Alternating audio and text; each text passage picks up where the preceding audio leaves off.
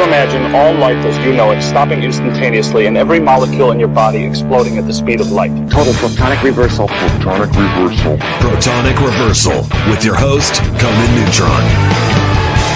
Broadcasting from a secret underground lair in Milwaukee, Wisconsin. A gigantic middle finger to everything that is rock about music, rock and roll, and corporate power. Thing is, though, if you don't laugh, you're going to go on a killing spree with sharpened nails. Confidence of a hero or a fool. I wasn't exactly certain which. Could not be more professional.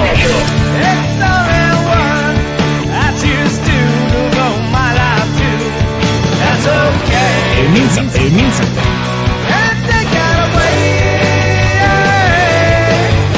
You know, that's my take on it. What's yours? Protonic Reversal! That's like a science thing, right? Indeed it is. It is a science thing. It is a science place. It is a scientific fact that we're all up in your face. It is time once again for the one, the only Protonic Reversal. Welcome to it. Episode 467, good people. That's right. I am very excited shortly to be talking to Mr. Dave Ketching for the first time in a long time. I'll figure out exactly how long it's been before I put him on, but it's been a while is what we'll say. One of my favorite people, very talented guy. Before we get into that, welcome to Conan Neutron's Protonic Reversal. I am your host, Conan Neutron, rock and roll lifer that's been touring and recording for 26 years, most known for the band Conan Neutron and the Secret Friends. Music is a huge part of my life, and I use the format of this very long-running show to talk about music with musicians whose work I enjoy and respect, but who may not be household names. This is episode 467. Now, if it's your first time listening to the show, archives of it available for free. No ads, no sponsors, no kidding, ProtonicReversal.com. However, if you want to support the show and get episodes sooner, $1 a month at patreon.com/ProtonicReversal will achieve that goal. If you like the show, even just a single episode, please feel free to like, subscribe on your platform of choice, share it around the internet, even leave a review. All that helps people discover the show, beats back the almighty algorithmic overlords, and it's just a darn nice thing to do. Okay, so most urgently, I don't know about urgently, but yeah, it's Conan Neutron Secret Friends Tour with the Null. San Francisco, Sacramento, Eureka, Portland, Seattle, coming up late August. That's imminent. Then Catterall West, September 4th and 5th. Permanent Records, CatterallWest.com for that. Then Minneapolis, Milwaukee, and Detroit, not in that order. It's the other way around. On the 11th, 12th, and 13th of September, NeutronFriends.com for all that. Come out. Be great to see you. I think I'm bringing stickers. So there you got to look forward to. And what else you got to look forward to is Mr. Dave Ketching coming back on the air. You know him from Earthlings. You know him from the Desert Sessions. Maybe if you're smart, you know him from Eagles of Death Metal, Queens of the Stone Age. Of course, the incredible Rancho De La Luna. It's been a long time. I shouldn't waste a second longer. Let's bring him on right now. Mr. Dave Ketching, welcome back, man. Conan, I want to thank you for being on my show. I want to get right into it. My first question for you is, why are you not playing Pappy and Harriet's Pioneer Town Palace in Pioneer Town? I know, right? It's such a great spot. It's been. We played Mojave Gold and it in March with Mike Watt. It promptly shut down like a month later. Yeah, I don't think those events are related, though. No, they were not related, but I think I've heard they're going to try to open up again. But Pappy and Harriet's is where you really need to play. I love Pappy and Harriet's. I don't think Secret Friends has ever played Pappy and Harriet's. Victory and Associates did. My band with Mouse, Jacob, who is in the Null, who we're on tour with. Yeah. We played Pappy and Harriet's like some years back. I love that place. I mean, I'm all about it. Like, we'll make it out here. We need you out here. I've loved it. And when we played down there, I feel like everyone I know down there was like somewhere else at the other thing. So I was like, okay, well, that was a poor Yes, I think I might have still been in New Orleans when you were here last time. Either that or a session. I can't remember what happened. One of those things. In Salient Point, I looked it up. Are you ready for when last time you were on this show, Dave? Are you ready? I'm ready. Strapped in. January 17th, 2018. Wow. So that was that was 8 years ago, believe it or not. That does not seem real. It seems like 8 weeks ago, but okay. Yeah, that's a long time. So we've talked about this. You were on episode 111. This is episode 467. So not alliterative. Well, you look younger now, and I look older. It's really strange how that happened. I wanted to go back in time as well, but it did not work for me. Yeah. The time machine's on the fritz, as it turns out.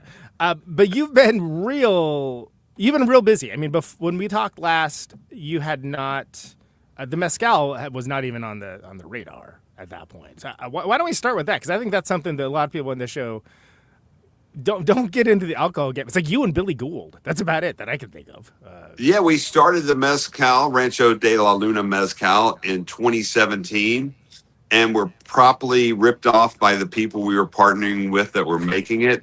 And we got in a lawsuit, and we now have a new partner that we've had since 2018. So that's been quite a long time. I think we settled just after the last time we spoke on the show. That's right. Yeah. And now we have the best maker ever. Carlos Mendez Blas and his family are making our mezcal, and we're back better than ever. And just kind of rolling along, trying to host some cool parties and have fun. I don't really drink a whole lot anymore, but when I do imbibe with our mezcal because it is really delicious. So, yeah, I'm just we've been really doing a lot with that, and studio staying as busy as it's always been. Unfortunately, I haven't had you back for quite some time. It's like I think about a year later. It's like I think it's about 2019 that we did Household Gods record, right? If I remember. Yeah, correctly. That's it. Which is an awesome album, and so fun. It's too bad that half the people that did it are no longer with us, of course. But yeah, no, I got nothing but nice things to say about that experience. That was an incredible experience. I'm glad we did it. For us as well, and I really do miss Vern and I really miss those guys a lot. Like it was, we lose too many people too soon all the time. That's absolutely true, and that's it doesn't get any better, unfortunately, as we go, right? No, I'm old now, so I'm six. I just turned 65, so I'm Social Security age, and losing Lauren and Vern because they were so very young and went so fast, and so many other people that we've known have kind of gone. Not to get dark and everything, but it just shows you that you really have to get on it and have fun and do the things you're wanting to do and not mess around because, I mean, who knows if you can do it? Who knows what the next life is going to be? Yeah, exactly. And I mean, it's like, who knows for whom the bell tolls, right? I mean, it's you never know when your time's up, and it's you gotta spread as much joy and love and make it the world a better place than it was when you came in. That's the thing is we were trying to do that, and we did it with your album, and that's what I try to do as much as possible here is help create things that do go out in the world and help with some of the things that aren't as cool as it could be. Well, and it's interesting too because Rancho has such an ethos and such a great vibe, such a relaxed vibe. Like one of the many studios that I've been to, it's definitely the one that has the most comfortable vibe, and that includes people's houses, by the way. Thank you. And I know it's no accident for that. I know that you're cultivating a place where people can be creative, where they can get away maybe from the pressures of the world, maybe from the pressures of their own anxiety or internal monologues or what have you. And what you end up is the people, even if it's established artists that are working there, they come up with something usually pretty special and something kind of cool. And I think that's your signature, man. That's the signature for Rancho, and that's a great legacy as far as I'm concerned. Well, Fred Drake, who was living here when we started the studio and asked me to be a partner in the studio, that was his dream, is to help people realize what they were trying to communicate with the world and to try to make it a place that was as comfortable and fun and exciting, and not to be dragged down by all the other things that come with regular studios, like no windows and giant budgets and whatnot, So I've tried to carry on what he's wanted to start, and I learned a lot from working with him as far as recording and as hosting. He was a magnificent host, and yeah, I try to do as much as I can to make people comfortable. And it is a bit different. There are lots of windows here. They're all kind of closed up today because it's so hot right Yeah, I now. was gonna say it's just the season. It's been a brutal one, but we've gotten through it. I've had lots and lots of really cool local bands in, and everybody's fighting the heat anyway, so they might as well be over here. Might as well do something cool, yeah. Yeah. Yeah, I think Pyle came back and did something for the record that you're putting together, right? Like, is that Yeah. That's something we can talk about, right? I hope. Yeah, of course. Okay, cool. Because I don't edit much on this, so. Yeah. Yeah. How's that it's- coming along? You've been tracking all kinds of stuff for this. I'm very interested to see how it turns out. It's kind of funny because we started this record in 2024. No, even more 2023, because we were trying to do a 30th anniversary album, and we thought we could finish it in a few months, and here we are almost 5 years later, and it's getting close.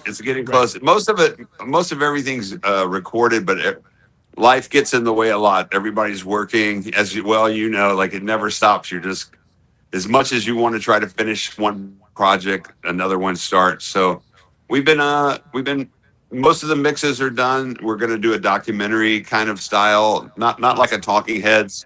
Our friend Natalie Johns has been working really hard to put together a bit of a movie to go with it that has kind of videos for a few of the songs and a little bit of history, but not just like a typical documentary.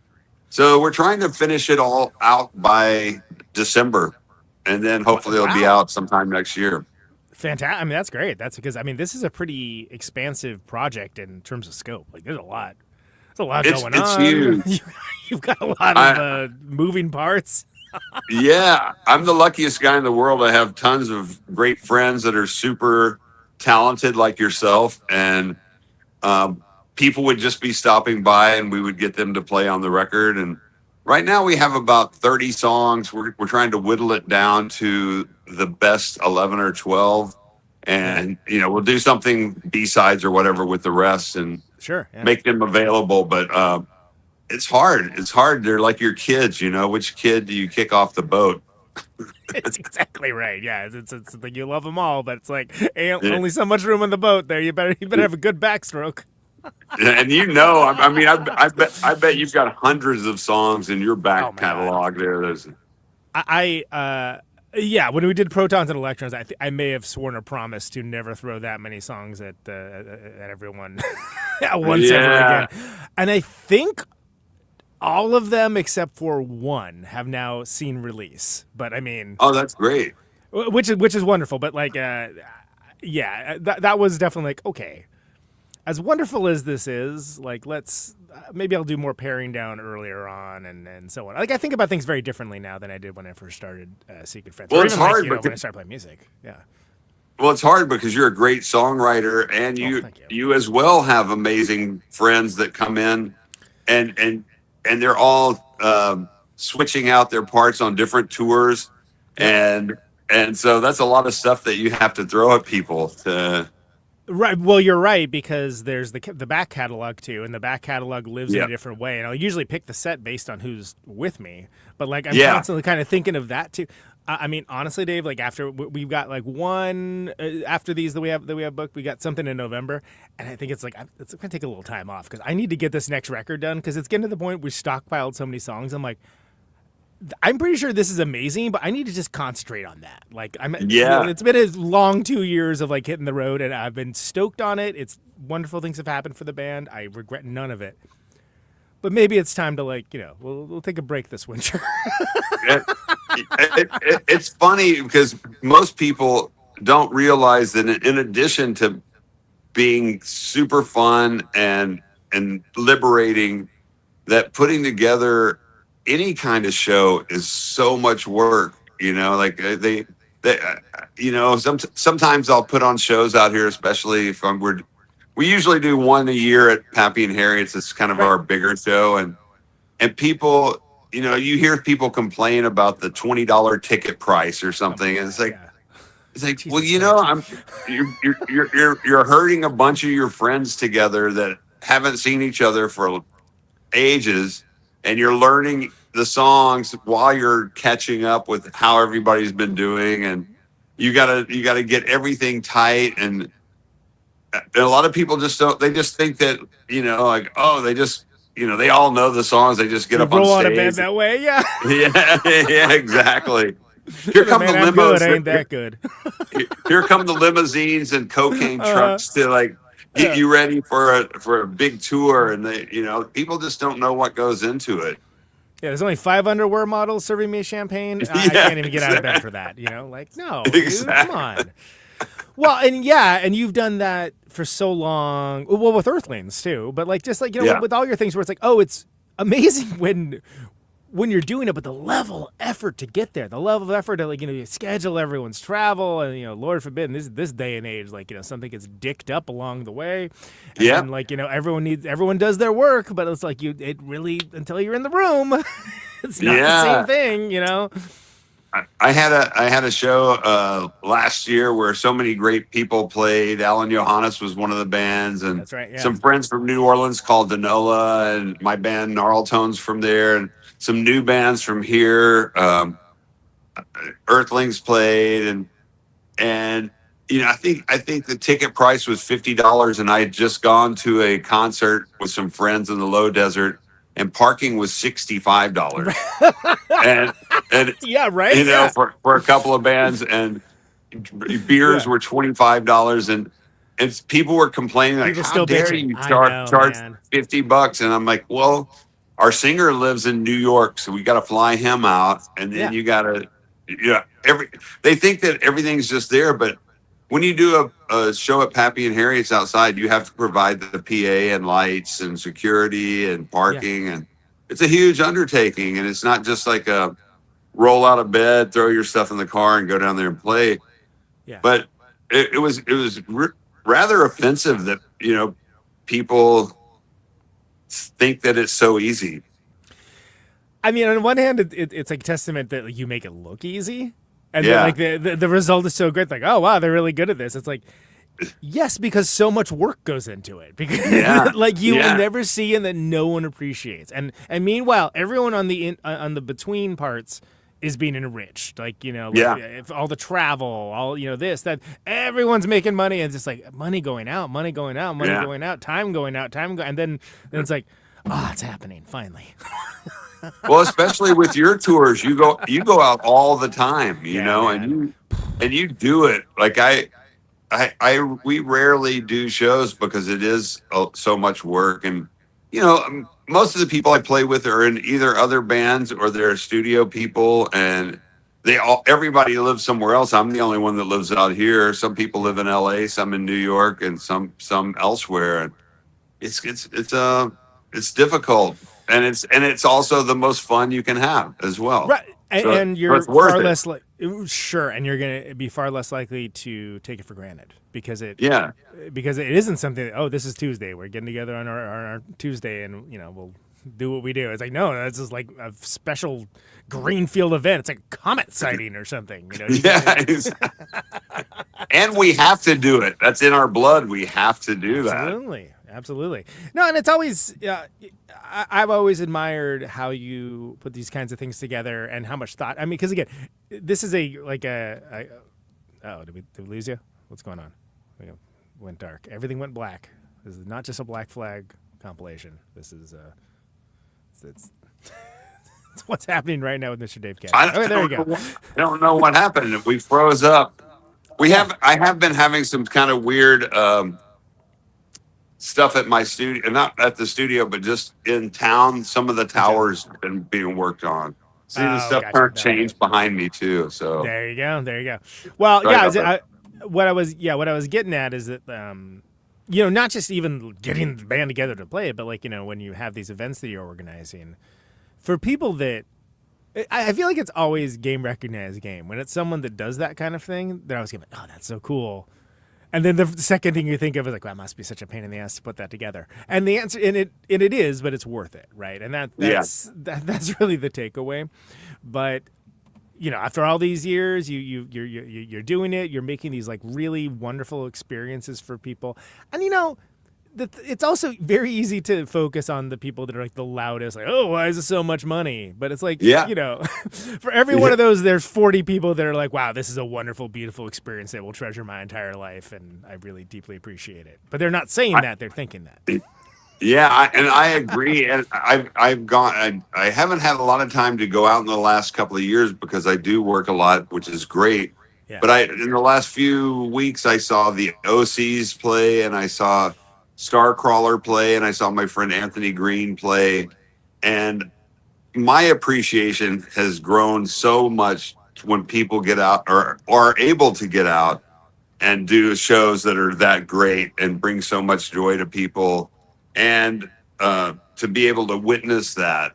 It's because there are a lot of times where you talk to your friends that are going on tour and their tours get canceled or they just can't do it or whatever, and so when people bring it, it's all, I appreciate that.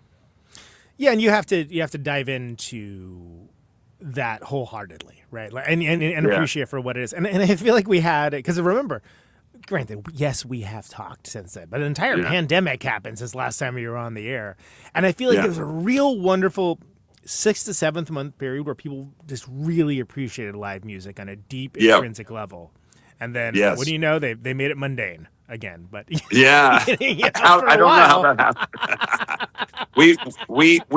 We actually made a movie about the last couple of days of the pandemic here because we did the Earthlings and Mojave Lords, both of my bands.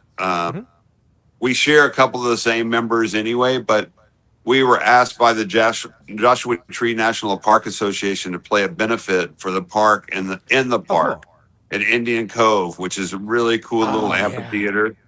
Yeah. And we played there, and then the next night we played at Pappy and Harriet's for a real show. So the park show was limited to 100 people, and that night, as of that night, Pappy and Harriet's was only going to be 80 people because that's all they could put in places with them. Right, because there's the capacity, the social distancing, and what have you. Yeah, absolutely. And so they dropped the COVID restrictions the night before, so we were able. I think it holds roughly 1,100, so they were able to sell 800 tickets. Yeah. And we sold it out the next night because people were so starved to get out, and we had a great time and we filmed it.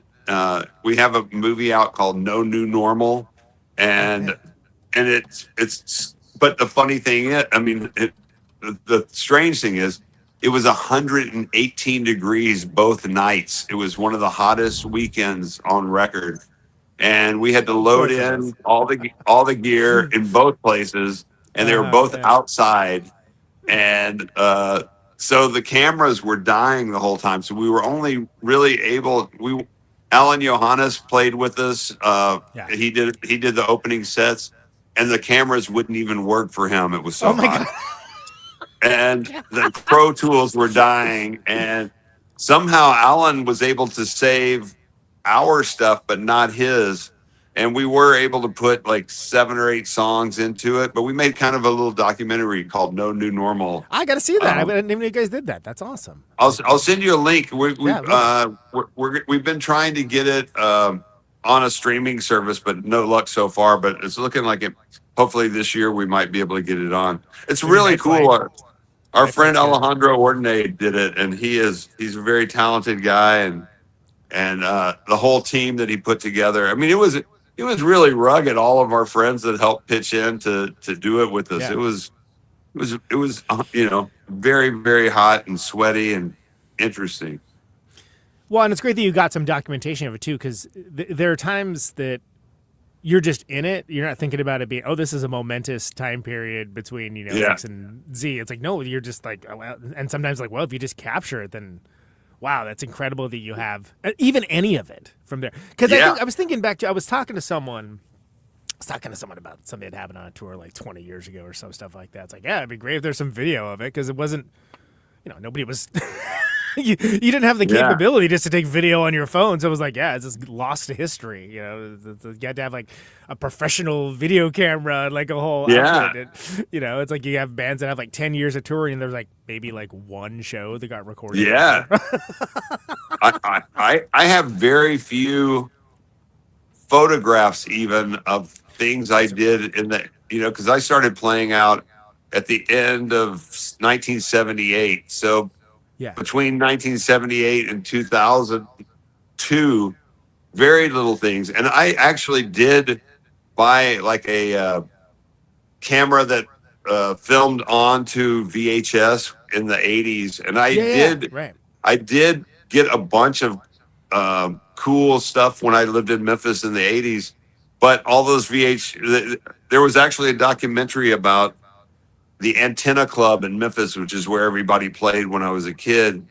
And I sent them a bunch of my VHS movies of all these bands. And it was so damaged. And it was just before a lot of the cool apps that you can, they were able to use a little bit of the stuff. Right. But it was, I think it was probably 15 years ago that it came out, 10, 15. So it was just before all this new apps that can really restore things, and plus it was a low budget movie. So it wasn't like, some crazy budget to do restore. Legacy media. But some of that made it in, and it's funny to watch.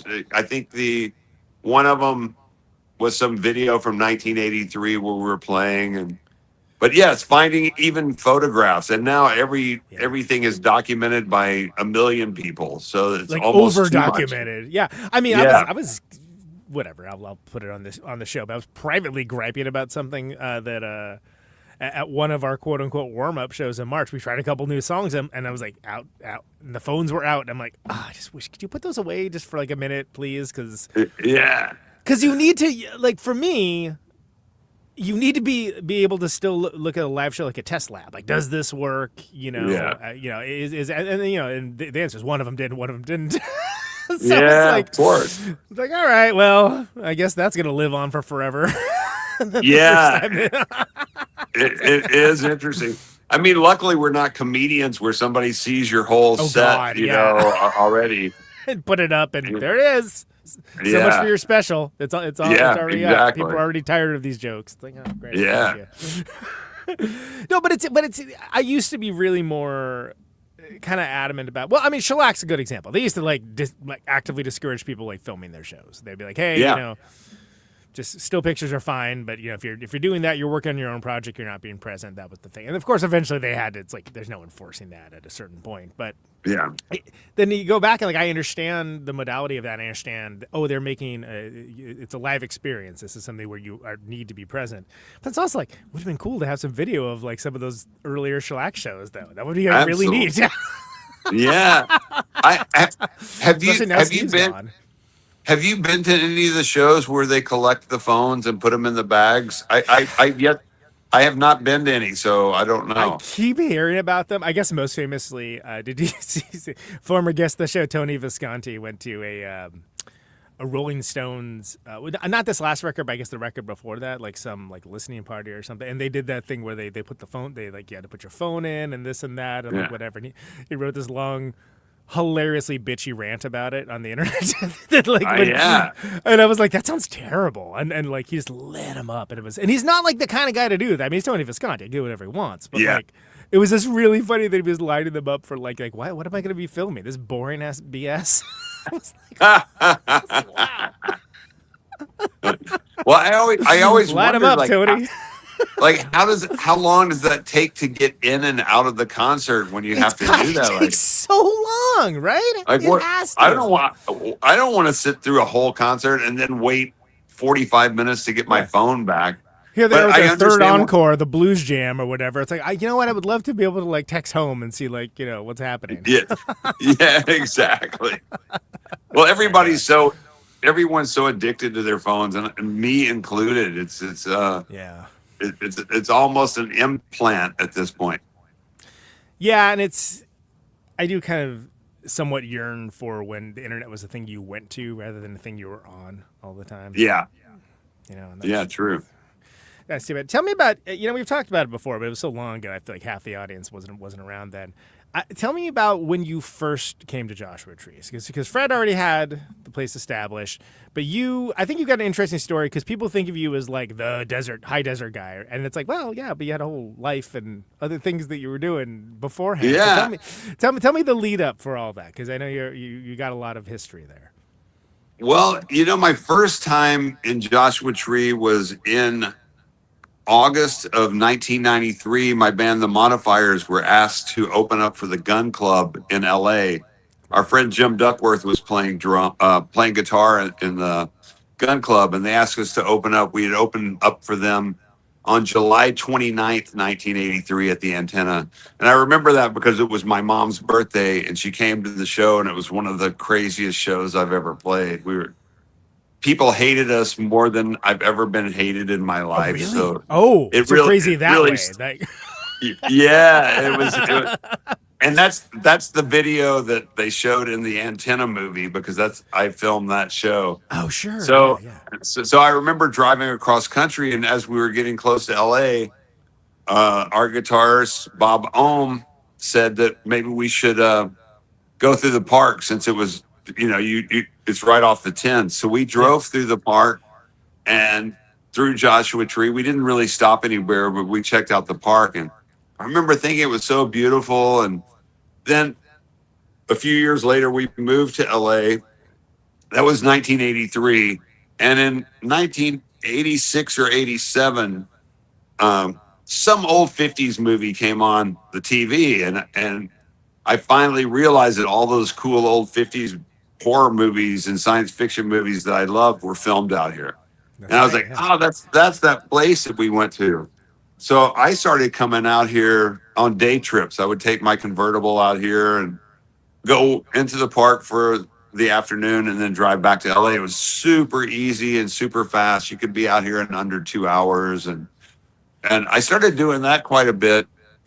And then I was recording with my band Ringling Sisters, and we were doing demos at our friend Dean Chamberlain's studio where Fred Drake worked. And Fred and I became really, really great friends fast. And we both had a love for Joshua Tree. He used to come out here. And he ended up out here because he had a place in LA, and the owner of the apartment building, a guy named Smokey, who he and everyone at the building loved, passed away and left kind of a treasure chest with a treasure map about a place out here. And he and his friend Adrian drove out and followed these weird directions. Like, you go past 29 Palms and you turn right at the giant stones and then you take a right at this tree. And they ended up at this place called the Hobie Chobi.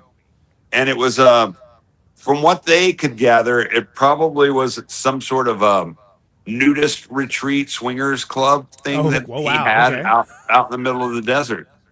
And Adrian ended up kind of staying there and ended up buying it over the years. But Fred, while he was out on that trip, he really fell in love with the place. And that's kind of around the same time I was coming out. And a couple of years later, he was out with our friend Tony Mason, who used to engineer here a lot, and his friend Ted Quinn. And he found a sign that said 3 houses for rent. And right around that time, he was pretty ill. He had some life-threatening health issues, and he wanted to get out of LA. So, and it was so cheap to live out here. So he ended up such a moving. different time. Yeah. Yeah, it was so different. Yeah. But he ended up moving into the Rancho, but it wasn't called the Rancho. He named it. But when he moved in, I was still coming out here, and I would come and visit him. Sometimes stay here if I wasn't driving back. And we became even better friends. And I moved to New Orleans to start a restaurant. And he called me at the restaurant one day and asked if I wanted to be a partner in the studio, because our friend Dean Chamberlain, who I mentioned earlier, who had the studio Fred worked at, was selling all his gear, and he sold it to us very cheaply. And I'm still very great friends with Dean. He was out here a couple of months ago, and he's the coolest. He has a band called Code Blue. They were one of the original LA punk bands, and they're just I've heard of that. yeah. They're great, and they're actually just re-releasing their album that came out, I believe, in 77 or 78. And anyway, we ended up buying the gear from him and starting the studio. And just after that, we had a fire at our restaurant, and I ended up having a house in New Orleans and LA via my friend Celista Eberly, who was a great friend of mine. She worked in LA and New Orleans. So I started coming back and forth and coming out here a lot more. And then a house next door came up for rent. And my friend Hutch, who does sound for a million bands, he and I toured together with Queens of the Stone Age and Eagles of Death Metal. Now he mostly tours with the Breeders. He's going out with them next week. Oh, fantastic. My friend, they're bad. My friend Kate from Lung, who actually does a couple vocals on the Household Gods record. She's the only thing that didn't happen there. But she's amazing. She's playing with Kim and the Breeders now, which is great. Is she playing cello? Yep, that's Kate. Yeah. Yeah, she's a powerhouse, man. That's we love Lung. That's great. I have yet to freaking see them with her playing with them, which I guess I would see Hutch as well. I mean, last time I saw him, my friend Josh from Shiner was kind of guitar teching and do it, and he played a song. Oh, and cool, stuff like that. But I love. Yeah, Hutch is great. He loves it. He loves them. I mean, their music is so great. They're so great. You know, it's a mellow tour, so he really loves that. Yeah. It's like, it's probably just nice. I would imagine it's just a nice tour. Yeah, it's amazing. And Nice they've been crowds. friends. Yeah, and they've been friends forever, and he loves it. Yeah. So anyway, he and great. I moved out here next door to the studio, and I still have that house that's next door. Yeah. And that's how we really got at that point. Before that, Fred and I would record our own things, but at that time, right before I moved here, we did a few cool records. We did a Caius Wool split single, and we did a Victoria Williams. We did a Victoria Williams record, and Daniel Lanois did a bunch of recording, and so that's how we really started the studio. Because when we first bought the stuff, it was more of just for us to record, but then it turned into a whole thing. Well, because you got a cool spot. It's not only an interesting place. It's a place that the location matters a lot. It counts for a lot. It's something where I agree. You're not going to get the same feeling if you're in like a major metro area with all the distractions and what have you. Yeah. The vague really mundane of life. Yeah, and we're really close to the park. And when Fred and I started the studio, we started it in 1993. And up until about 8 or 9 years ago, just before COVID, it was still pretty sleepy out here. There weren't a lot of things to do other than nature.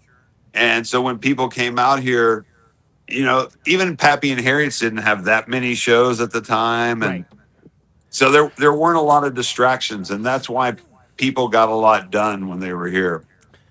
Yeah, it's crazy how it works, because I remember like first time my ex took me to Pappy and Harris, and this is like years and years before they were like became a regular show spot. And I was like, "Where are you taking me? Where is this?" Because it feels like you're just like going off into the wilderness, and then suddenly you're like, "Oh, it's a roadhouse." Okay, that makes way more sense now. And now it's it's lovely that they have like such amazing, internationally touring acts and stuff playing there and things along those lines. But it's just hard to describe, even coming in at such a late date for myself, how different it is now. It's like, wow, this is like, it was like not Disneyland at all. I mean, not that it is now, but it's very by comparison. It's changed a bit, but not quite as much as you would think, considering all that has gone on in the world. And when Fred and I first were coming out here, there were less than 75,000 visitors to at the time it was called the National Monument. It's a national park now, but at the time it was a monument. And less than 75,000 visitors a year. And a couple of years ago, it had gotten up to 3.5 million visitors. So, I mean that that's says everything, right? Yeah. Yeah. But it hadn't changed that much.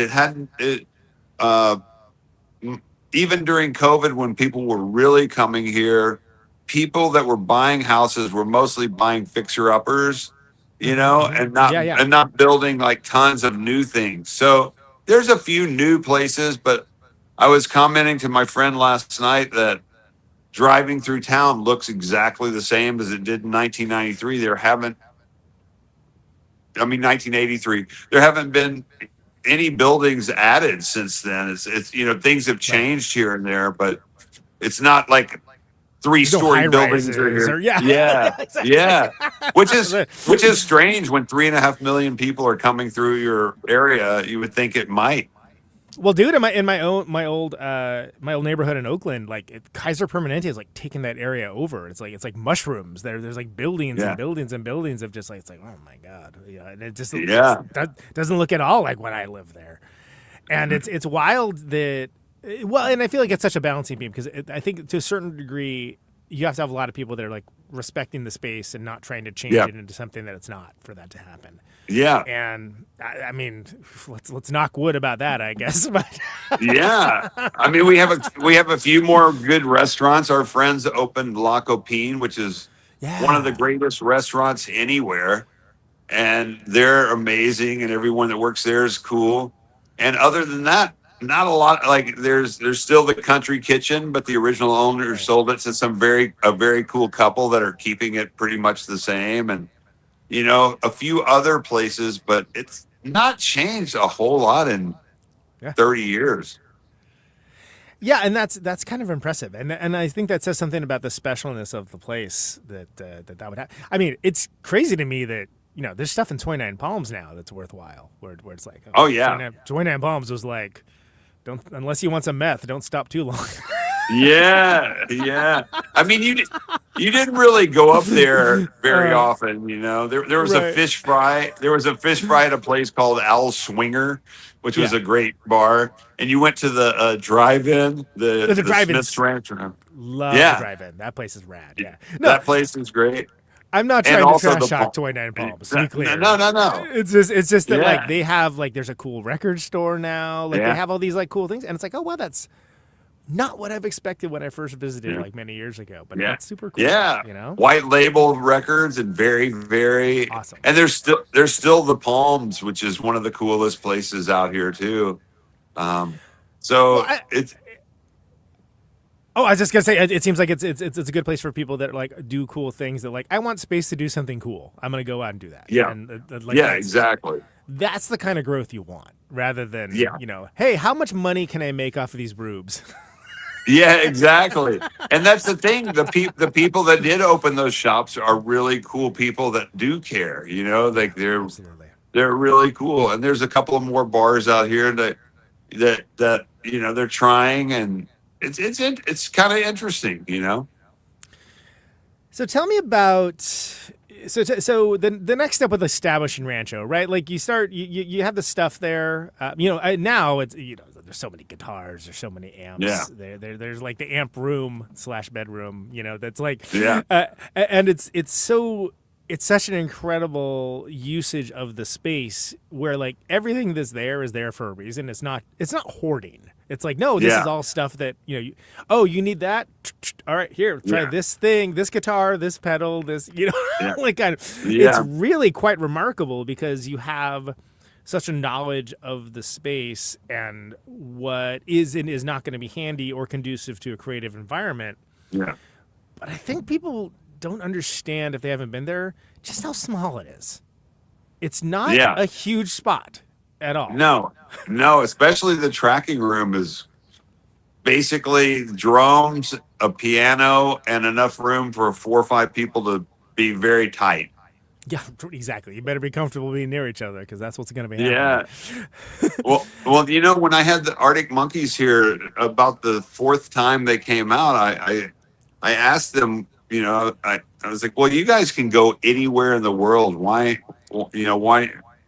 I'm flattered that you would keep coming back here. And they said, well, we love it here because we really feel like a band. We're back in like a tight space and we're on top of each other. And they said they loved the way that things sounded. So, and that's another thing is it's a very strange layout for the drums sound great, but it's a very small room. And then you watch documentaries on like the Motown sound and you see how small that room was. Okay, It sounds like some giant Yeah. thing.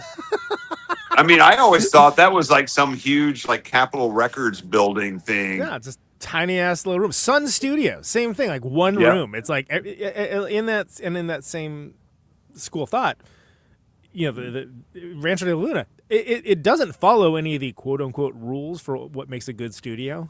No, like it does all not. of the things that you say a studio should be doing. X, Y, and Z, none of those things. None of them. Yeah. But it sounds it's great. It's amazing. Yeah.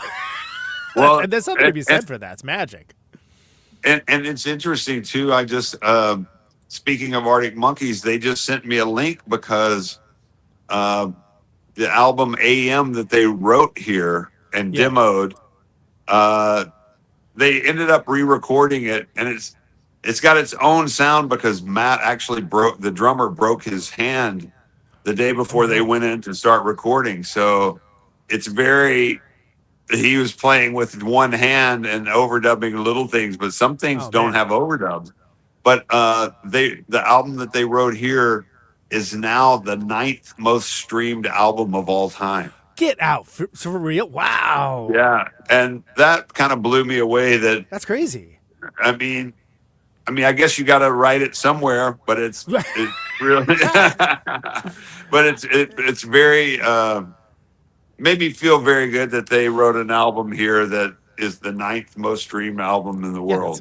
That's crazy. Yeah. That's awesome, man. Well, and well deserved too, because again, you're creating a space that is conducive to creativity and bringing out the best in people, and bringing out not just the best in people, but different ideas that maybe they would have.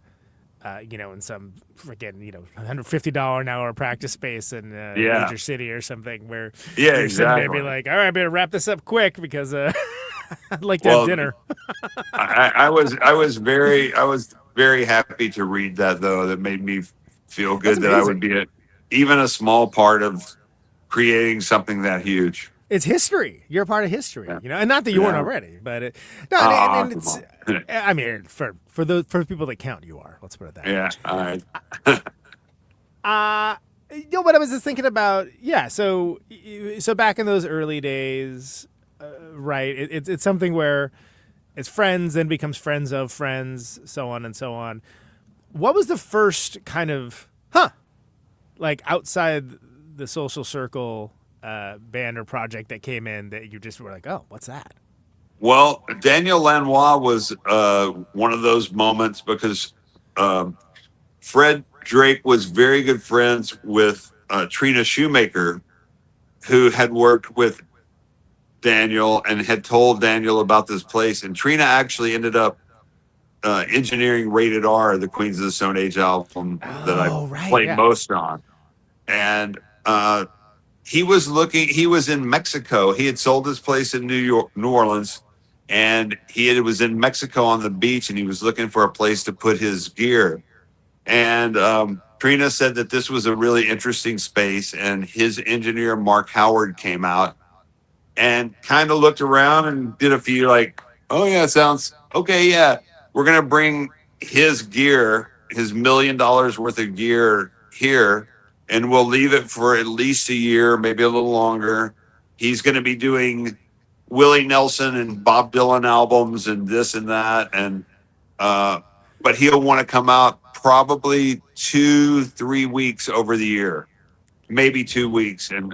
And you can use the gear. He's not going to pay you for the recording time, but you can use the gear any way you want. Get access to this like super expensive stuff that you never would have otherwise. Yeah. Absolutely. I mean, it was his Studer console and his, his 2-inch machine and microphones and guitars and amps.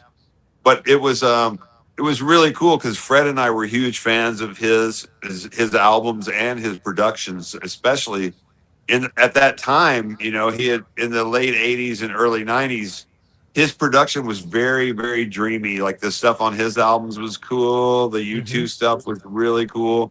He was you working could tell with who Brian. It was immediately. Oh, which I think is yeah. a great sonic hallmark, right? If you can tell, Yeah, I know what that is. Yeah, and Apollo with Brian Eno, and Oh, that's one of my favorite albums. I love that because that really, Fred and I were huge Eno fans, but we were also huge Lanois fans, and still are. I'm still a huge fan, even more so today. But he brought all his stuff here, and we set it up. I mean, Mark Howard rewired a lot of the studio, and we had it up, and that's how we did the Caius and Wool stuff, and we did some Earthlings recordings, and we did Victoria Williams albums and a couple of other things, and then he came. So he was really the first, like, out of, and at the time I was after I lost my restaurant, I was going on tour with a band called Caius with Hutch. Hutch was doing sound, and Caius had. I did that tour, and that's how I met a lot of really cool musicians and friends. We did tours with Dinosaur Jr. and a few other really cool bands. And Josh Homme was in Caius, and with that we were really good friends. That's how we ended up starting Queens of the Stone Age together.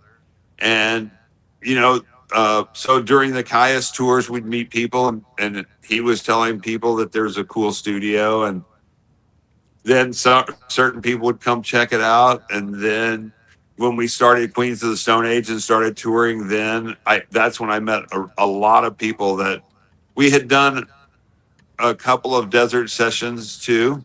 Right. And which are so special. They were so fun and so, so interesting and so different. And not everybody, but people started wanting to be a part of that. So, and that brought other people in to check out the studio, and then they would want to come back. Yeah. So Desert Sessions was you'd have to ask Josh, but Earthlings was kind of like a Desert Sessions because it was me, Pete Stahl, Adam Maples, and Fred Drake. And we used to have different people come in all the time, and Josh included, and all, everybody else. Right. And I think that kind of inspired him a little bit to see, like, oh, you can get all these people together. And he took it one step further, like, I'm going to invite all these people that haven't met or hung out and bring them to the desert, because back then it was super weird. And so he would fly in, and he was smart. Yeah. And he was smart enough to get a cool budget from, Frank Kozik on his label, Man's Ruin. Yeah. And he would get enough money to bring in a few people. I mean, it started with, some of the guys from Caius and really close friends. And then it just started growing to where he's like, oh, let's do this with some people who've never met. And, and it always worked. Every one, we got great songs, and it was really, really fun. And that just kind of continued for a while. And I think those are the ones that really got people interested in coming here. Right. And you were talking about, I remember last time, I think it was last time on the show, it may have been in person, but you're just talking about how there would be people, someone's on the porch, like, they're working on some other song, and like someone's in the other room over there, like working on some other part. And then it would just all just kind of come together as this like real kind of, A-team situation. Yeah. And that's wonderful, because you listen to those records and they seem exciting in a very specific way. One of the ways is that everything seems very new, very, very just like of that moment right then. You're capturing the idea like right as its inception, practically. That is exactly what it was. Yeah, and I mean, I think that comes across. I mean, since I've had you on the show, I mean, Mario Lally came on and he was talking about Millionaire, and like how he came up with the lyrics like sitting on the couch. Yeah. It's just like crazy to think about. Like, well, think about that song and like how large the status has become of it. Like, being on songs for the deaf and whatnot. And it's like, oh, he just came up on the fly, just looking what was in the room. I'll never forget. He was sitting outside on the couch, and at the time we had a red light bulb. Yeah. And that's the first line. But he was out there, and he had his like little readers on, and he's got the pen and paper like up to his face, and he's writing. And the other interesting thing about it is, since no one was really here for that long, and we were immediately, it wasn't a day of hitting a snare and then your kick drum and then like all right. we're gonna move the microphone this way. Yeah, exactly. It was just like, yep, sounds good, let's go. Let's roll.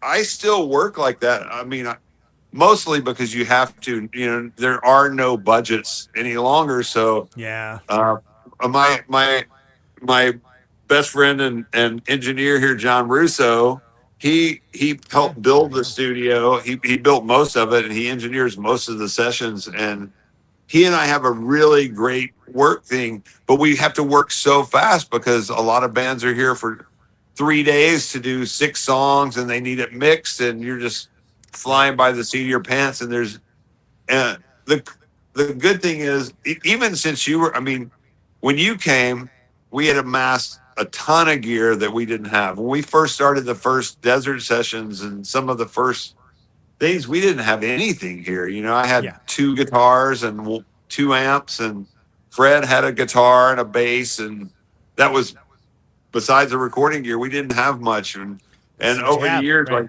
You get like, we did the Victoria session, and we bought an old Fender Rhodes and a Wurlitzer and a clavinet, some outboard gear from the guy we were renting some gear from. And then when I started touring, people would give me pedals and, I like your studio. You should have these here for people to check out. And now it is kind of a store that you can come and use all the gear.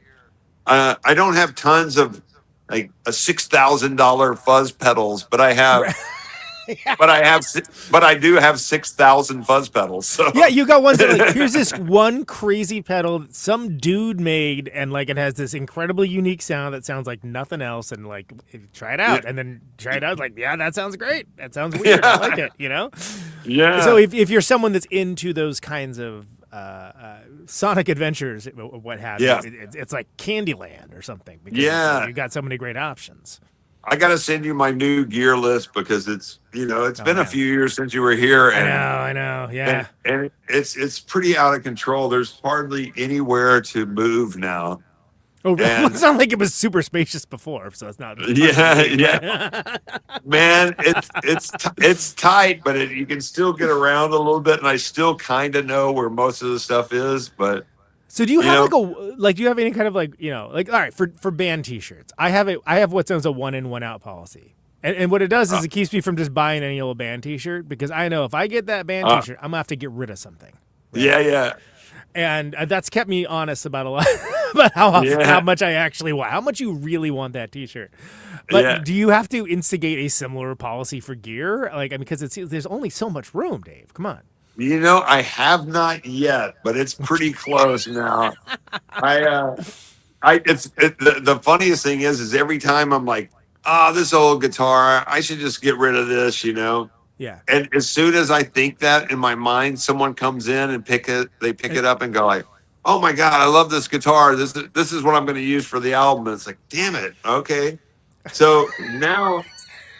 It's encouraging pack ratting, yeah. Yeah, all the closets are filled with pedals. All the drawers are as full as you can get.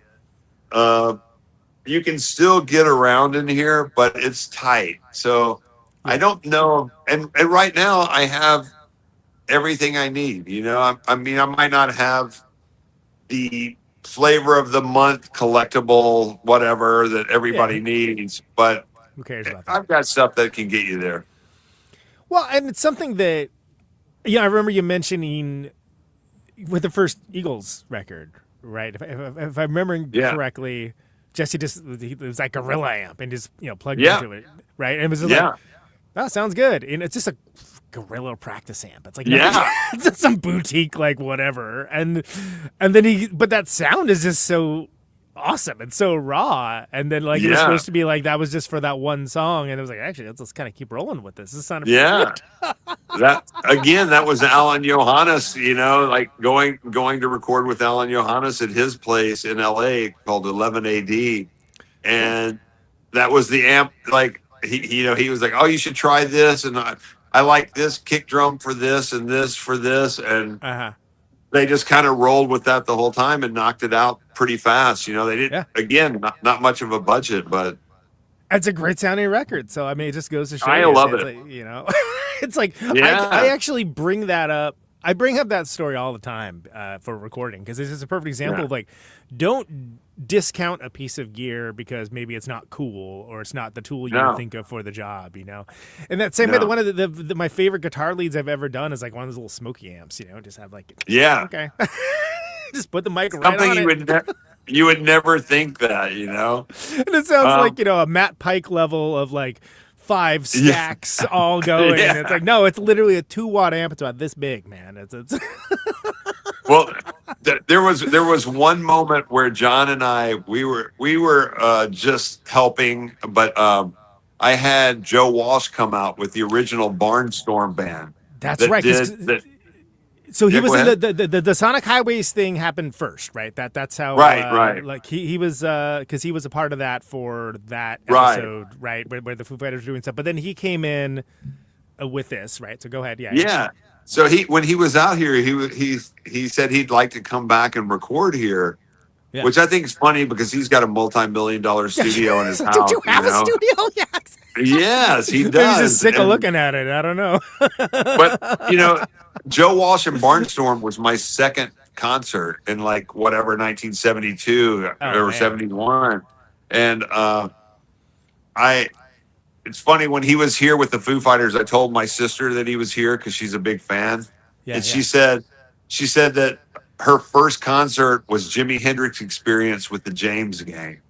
And I blew my mind. I was like, okay, that's a concert that's a good first concert. Yeah, but you could do a lot worse. Yeah, but the funniest thing is when he was here, he had Bill Sismic, who did all the Eagles albums and all the Joe Walsh albums, and he's an amazing producer. And he had Bruce Sugarman here, who is Ringo's engineer, and John and I were just here to like help if they needed anything. Yeah. And one day we're outside, and he's playing some guitar, and he's also got the voice box going. Right. Yeah. And we're both like, holy fuck, that is the best tone I've ever heard in my life. And we come in after the take, and I walk in, and he's really into brand new Strats and Tellys, like off the wall at Guitar Center. Like not the custom shop, the cheapest nothing one. like antique or any, No, and he likes wrenching them too. Like he likes setting them up. Oh wow! And so he's got like an off the wall Strat, and we look at his pedal board, and he's got a Temu delay that's this big. And I know the one you're talking about, by the way. I completely know the one you're talking about. Yeah, it's insane. And he had Amazon Prime tuner and distortion, and he had a Donner, and they were all the minis, like the tiny. Yeah, the little ones. tiny ones. Yeah. He had the Donner, like a harmonic something. And his pedal board was literally this big. Right. And I'm serious, like this big. And John and I were like, we couldn't believe it. We're looking at the cheapest, worst pedals on earth, and he had the best tone. And we're laughing. I'm like, Joe, is this what you're using? And he goes, yeah, man. Like, I got these on for like $100. All these for $100 with the little power supply. One night I was on Amazon or whatever, and we're like, wow. And he goes, hey, the best part is the amp I'm using. And we're like, what are you using? And he walks over and plugged directly into one of my EQs is a Vox mini amp. the one that's Yeah, like yeah, this big, not like the foot one, but the tiny, and the it tiny has ones. Yeah, built-in delay and tuner and it has like Fox AC15 or AC30 on it. And he goes, yeah, man, look at this. This is an AC30 directly into there. And my mind exploded. And that's when I realized it is the person. I mean, I always knew it. Like you always kind of know, like no one sounds like Hendrix. No one really sounds like Jimmy Page. I mean, people can get it pretty close, but that's when you're really trying hard. You know, you couldn't be like, oh, I want to sound like Hendrix. Here's a Strat and a Marshall. You would have to really work it. This man is basically plugging into a garbage can. And he sounds like Joe Walsh, and it sounds badass, and it sounds great. It sounded like he was using a 54 Strat through a 62 Vox AC30 with an Echoplex and this and that. Yeah. And John and I were laughing so hard, we were like, yep, there it is. You don't need all this fucking expensive gear. You just don't. Right, exactly. You don't. Perfect guitar, perfect pedal board. No, man. And that's when people come in, you know, sometimes people want to use their old guitars that are pretty crappy. Yeah. And sometimes I'm a little offended because I do have a lot of great guitars here, but at the same time, I'm like, that's their tone. That's what they want. They're used to it. And if they don't want to use my stuff, cool. And if they do, it's here. You know, I have it for myself anyway. So I record all the time. And my neighbors, you know, Joey Castillo lives around the corner. Brian O'Connor lives next door. We jam all the time. And we have our stuff set up like we like it. And people can come in and use that. Or if they want to use their Fender Rumble bass amp with their Squire bass, it's fine. You know, it's fine. Well, yeah, and a lot of times people get these ideas of like what things are or aren't. Like it's hilarious. Like I've heard like Buzz Osborne talking about like, you know, people like, oh, well, I liked it better when you played the Les Pauls, and like, oh, which record would that be? Houdini? And it's like, yeah, I played that on a Strat, dude. Yeah, it was all single coils, dude. And it's like, it's everyone has these ideas about like what. You know, oh, this is the important part. It's like, no, man. Because they saw him with the Les Paul on that tour, but they don't. Exactly. And then people get really hung up on the gear. It's like, man, that's the last thing you should be worrying about. I hate to say it. And it's one of those things. Don't get me wrong. I to a certain degree, I love, you know, the nerding out and that kind of thing. But it's also, there's something to be said. I've had this experience in your studio of like, what does this guitar sound like? Oh, okay, cool. Yeah, let's use this, you know, and that's. Yeah. If you're the kind of person, and some people, you know what, that's not their vibe, right? And like that's fine. That's fine. You can bring the specialty thing in, and that's okay. But I think that's rad, where it's like you get the character can change of what you're playing with what you're playing on. But ultimately, just like Joe Walsh, it is the player. That was the definitive moment of like, you don't need expensive shit. Yeah. Yeah, I mean that is one of the best. You don't need expensive shit stories I've ever heard. And I've heard a lot. So. Tell me about that first Queens of Stone Age stuff. When you very first started in with that, because you know Caius obviously in the way out. You know, since we've talked on the show last, I had Brant on. You know, and that was great because I got to talk about that great Bram Bjork trio record that they just did, you know, not long ago, and kind of got his side of things for there. But I mean, from the beginning, it seemed like Josh had like a vision of doing something different, right? Like we keep the heavy riffs, but like we do something different with this. Yeah, how much of that was like, how did that all come together? Well, so towards the end of Caius, I had done a lot of tours with them, and they were so great to tour with because they all pitched in on the load ends, and then they were like, after we play, we don't want to fuck around. You know, you guys load it out. So Hutch and I would load out with the crews, whoever was working the place, because we were the only crew. And so towards the end of that, Fred and I had started doing Earthlings, and I was wanting to get more back into, because I'd had bands my whole life. Then I opened a restaurant because I got sick of the music business. That's why I moved to New Orleans. It's because I was I was in a band that was signed to A&M Records, and Lou Adler did our record. And the day our album dropped, there was a bloodbath at A&M, and everyone that had an album, I've talked to many people who had albums coming out around that time. Everybody was just dropped and their albums lost, So Yeah. our album came out, but not really, and we were still playing, and that's how I met Fred doing the demos for the next record that we were going to do with Lou Adler, but it didn't work out. And so when I went with Caius, I had just never been to Europe, and they were going to Europe, and we had such a great time. We were very, very close friends, all of us, and we had a great time. And they were amazing live. They really were amazing live. And, everybody says they saw them, but I was at a lot of the shows where there were 10 people or 50 or whatever, And I was at some that were it's sold. like, yeah, I saw you outside smoking.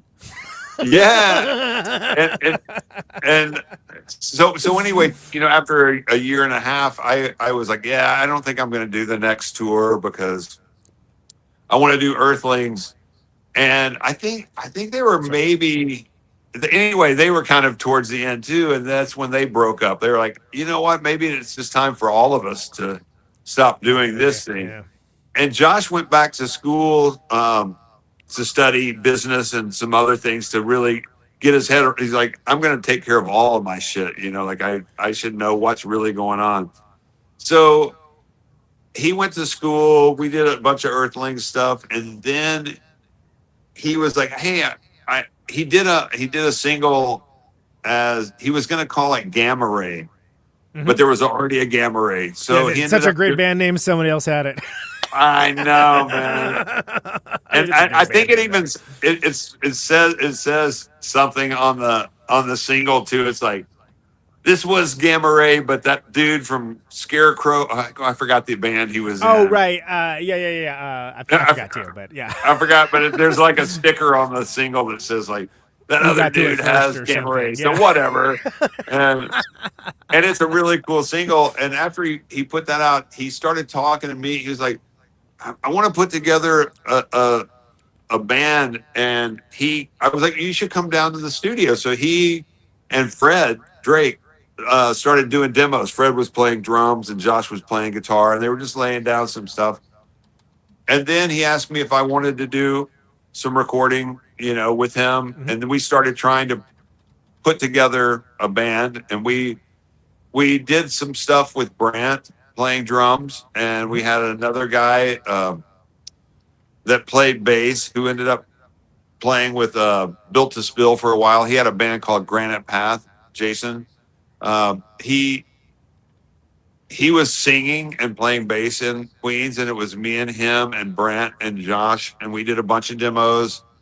And then Brant decided to stick with Fu Manchu, so we started involving different drummers, and we rehearsed with a bunch of people. But then he decided to bring Alfredo back, and he decided to he went back to Seattle, and he put together a band with I believe it was Ben Shepherd and Matt Cameron. Yeah, that's right. Yeah. And they did the first Queens of the Stone Age live show. It's at the OK Hotel, I believe. And they did that, and he was like, okay, I really want to put together a band. So he came back down and decided on Alfredo, and he asked Nick he brought Nick back in because they'd played in Caius together. And he asked if I wanted to play guitar, and, because I'd played on the demos. So we started rehearsing, and we started going out on tour, and it was super fun, super fun. I mean, that first tour or two, same thing. We were lucky if 50 people showed up, at a lot of the shows, because nobody knew who we were. And we were having fun. And then they started getting a few other tours. They got a tour with Smashing Pumpkins, but I'd already committed to an Earthlings tour. And so Mario took over for me on that tour. That's right. Yeah. And then I came back and I did. And then there were actually a couple of tours at the beginning too, where they couldn't really afford to take me either. They weren't making hardly any money. So they did a 3-piece of Alfredo, Nick, and they did a few of those in Europe. And then I came back in the band for a while, and then I just really wanted to do Earthlings because that was my band. I was writing most of the music, Right. and it was an all for one for all band too. Queens wasn't quite like that. It was more whoever's doing what is doing something. So that's when I kind of stepped away from that and just did Earthlings for a while, and then. Nick hit me up to play with Mondo Generator because they were doing some Queens festival runs, and he was booking Mondo Generator. So we went out and did those, and I came back and we did more Earthling stuff. And then Josh hit me up to play with Eagles of Death Metal in, I believe, 2003 or 4. Right. Yeah.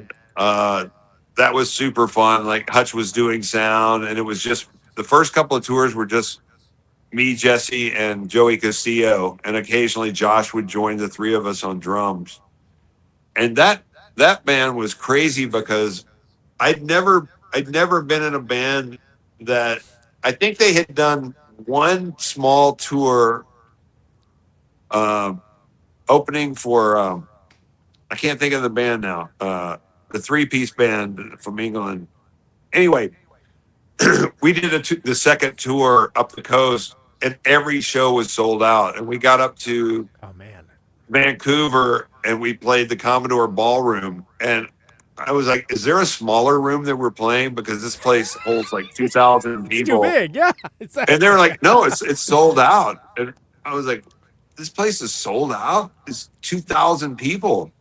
And it was mostly girls, and no shit, at least 100 girls got up on stage with us for the encores and were dancing. And at that point, I was like, this is a fun band. Like this is really fun. Like people are dancing. Everybody's happy. It's very loose. You can have fun while you're playing. It's not like super over thought out stuff. Yeah. And I did another tour East Coast with Claude Coleman from Ween playing drums, and just me, him, and Jesse. And when that went really great. We played I can't remember if we played CBGBs on that tour or maybe the next one, but that was a huge thing for me to play CBGBs because I grew up with all that. And then when we got back, Brian O'Connor started playing bass, and that's how he and I became best friends. And it's just kept going and being really fun until it wasn't super fun anymore. Like after 14 years of touring, it's it's a lot.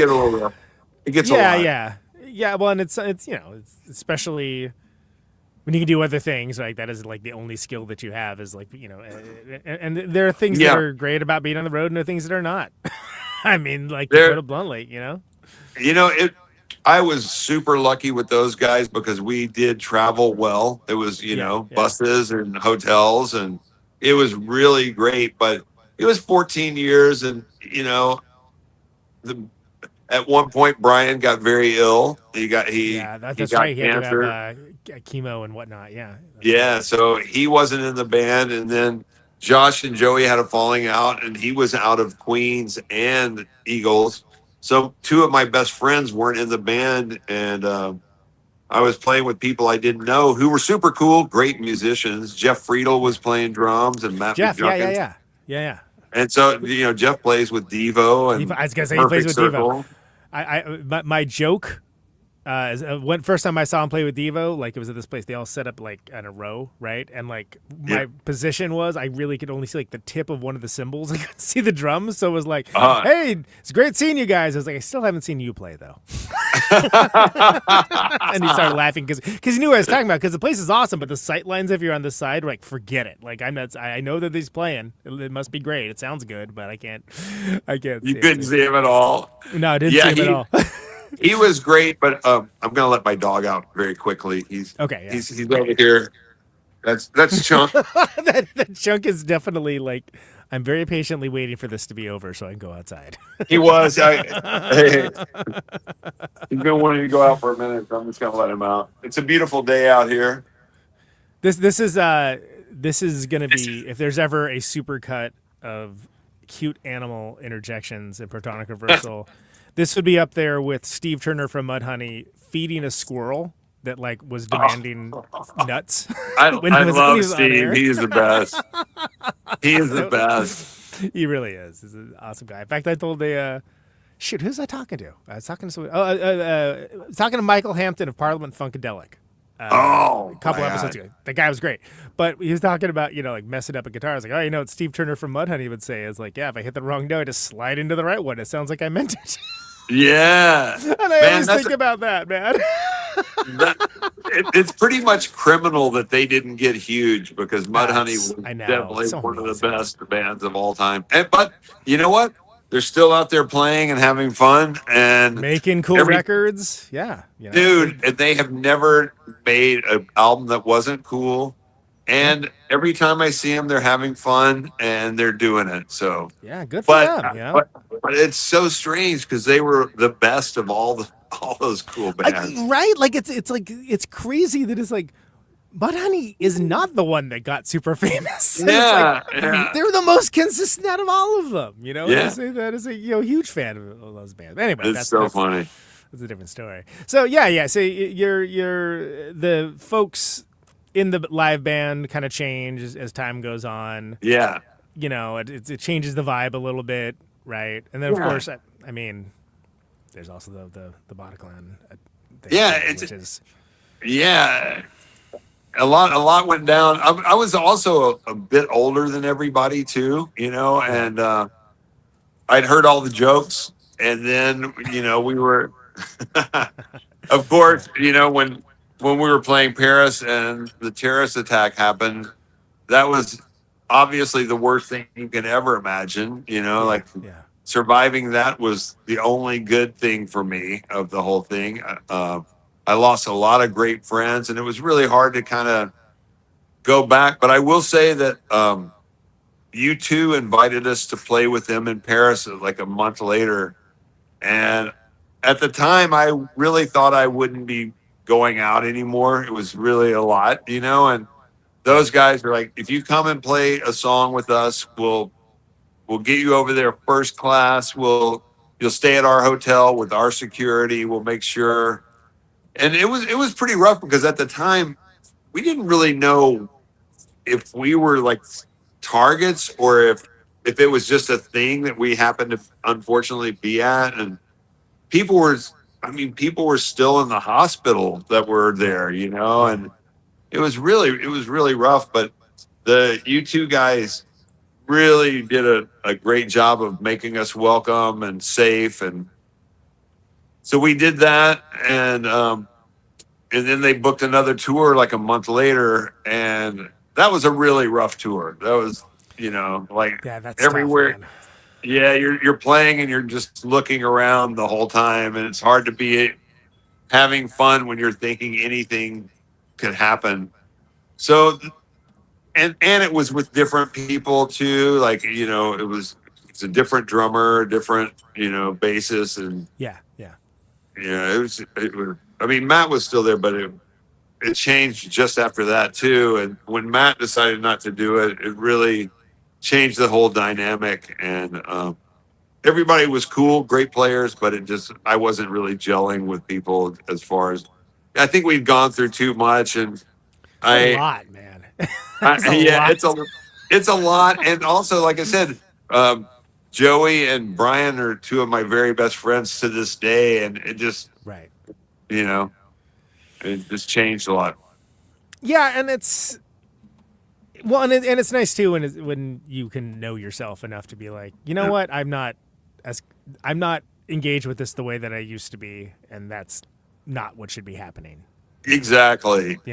Exactly. I think I picked the right time to leave because they didn't really do much for a couple of years. Yeah, that's right. COVID kind of happened a little after that. I stopped playing with them in 2017, so almost 10 years ago. And after I left, I don't know why, but they just didn't really do a lot for a year or so, and then COVID hit, so nobody was doing anything. Yeah. So it was literally like 4 or 5 years, and they'd only done 1 or 2 small tours. Yeah, it's interesting how that works, right? And it's one of those things where you could make a really excellent book just studying like the life cycles of bands and certain elements that are outside of the creativity and outside Yeah. and like how that. I mean, obviously, no one was doing anything during COVID, but No. but it was. No. But I think it is interesting how that goes and how there's an ebb and a flow to things. There's epochs, and you don't always know them until they're happening. Yeah. It's like that's kind of heavy. So that kind of corresponded with the initial foray into the mezcal, which is great, by the way. I think I ever mentioned, look, I purposely don't take advertisements. I don't give endorsements, et cetera, et cetera. Never have. I'm like the Fugazi of podcasts. I don't do any of that stuff. Don't run ads. But I'm not even a hard alcohol guy, and I love your mezcal. It's great. Oh, thank you. I do too. Like I said, as I got older, I don't drink as much as I did, but I had a little last night, and it's so good that Carlos Mendez Blas and his family are some of the they've been making it longer than almost anyone, and they're just the nicest family. And the other good thing about mezcal is it's pure agave. It's not no additives, nothing. So you can drink quite a bit and not be hungover or sloppy drunk. It's just a very nice tasting. And my partner, Bingo Ritchie, he came up with the idea. It was his idea because so many people brought things out here. He people would always bring tequila. And at one point he thought we should have a tequila brand. And then another friend of mine, Adam Wallach-Havish, I don't know if you know him. He's a really amazing artist in Philadelphia, and he was a skater and he amazing photographer.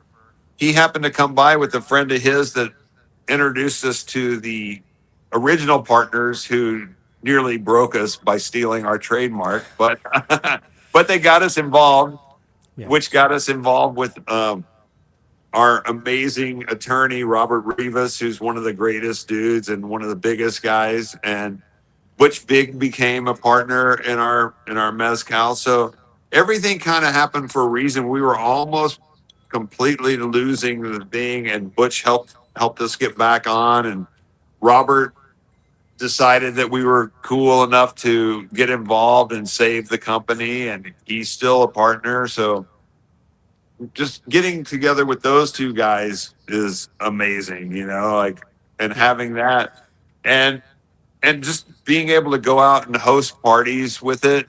We've had a great time. We've done a lot of stuff in LA and New Orleans and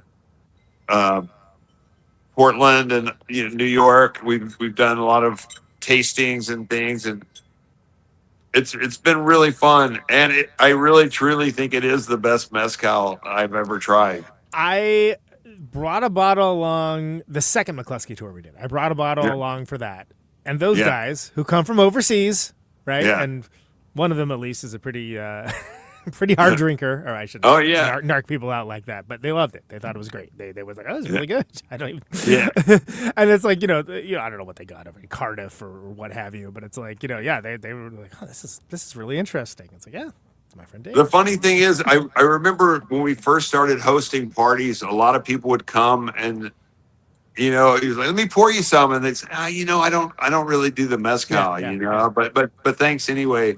And you're like, oh, okay. And they're, you know what? It is your stuff. Let me try it. And they would try it and be like, actually, this is really good. And that's kind of when we knew we were onto something, because I wasn't a mezcal guy either, because when I was a kid, you had the one with the worm in it. And it was the worst stuff ever. It was the worst. It was just, and you thought you were going to trip if you ate the worm. Oh, right. Yeah. That was that whole thing. That was the selling point in the 70s was, you'll trip your balls off if you eat this worm that's in the bottom. So when we went down to meet with the original guys who did make great mezcal, the original batch was great.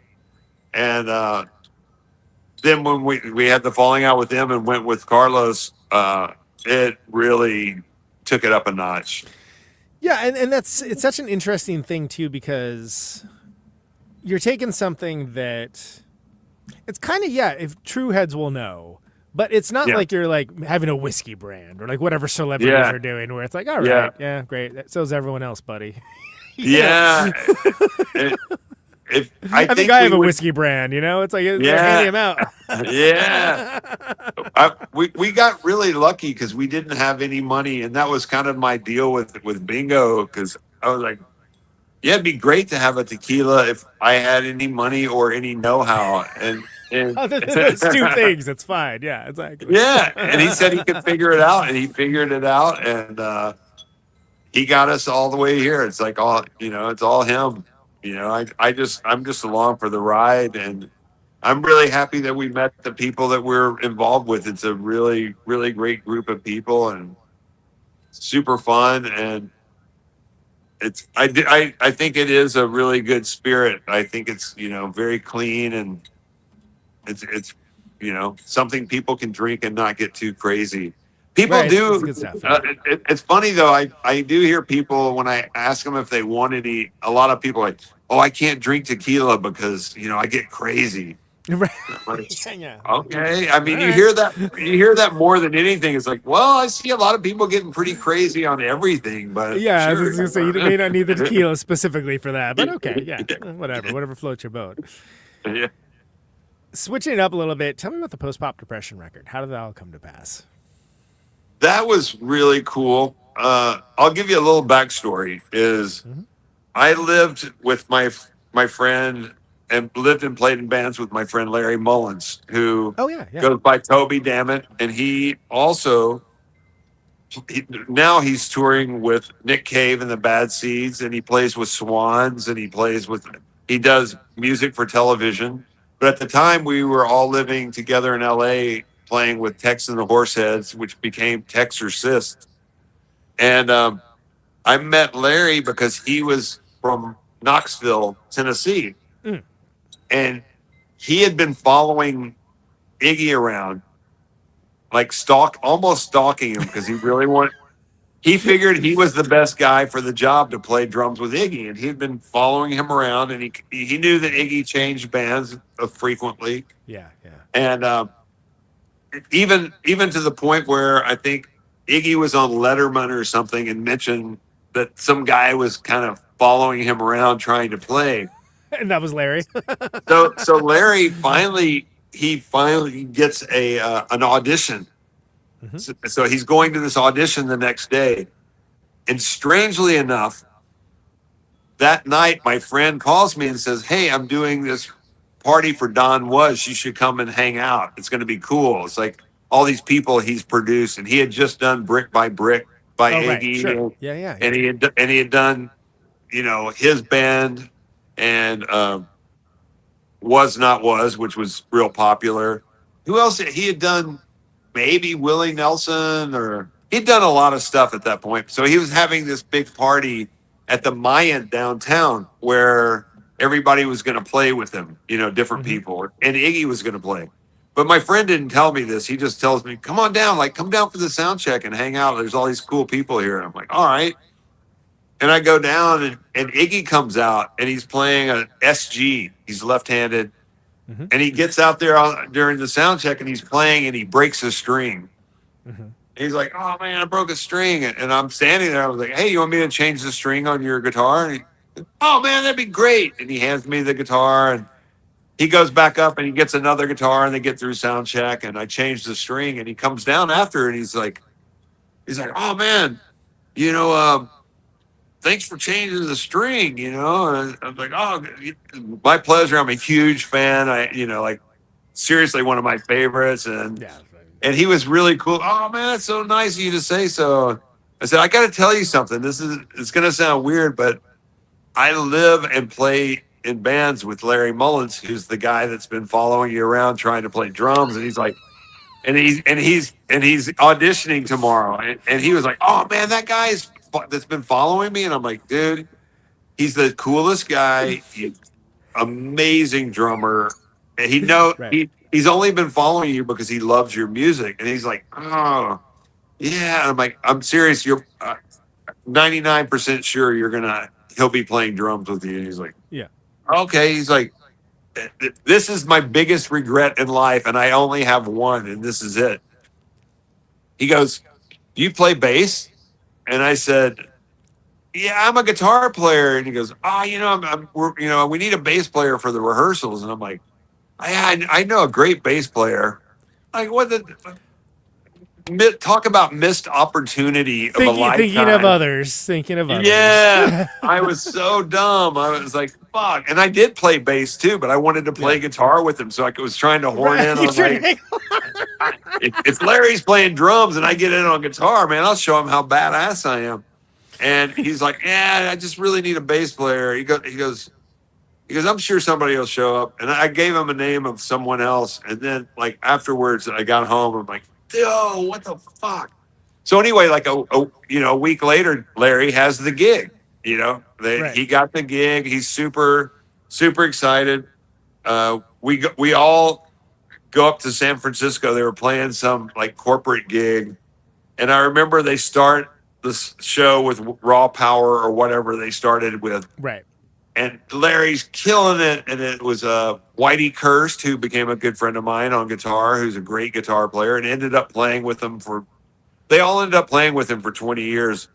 But Iggy runs on stage and grabs the mic stand, the one with like a metal bass, and he just like grabs it and he throws it behind him as hard as he can. And I just remember watching it. It was going straight for Larry's head. And at the very last second, Larry dodged it. And after the show, he goes, I swear to God, I felt the air go by my head.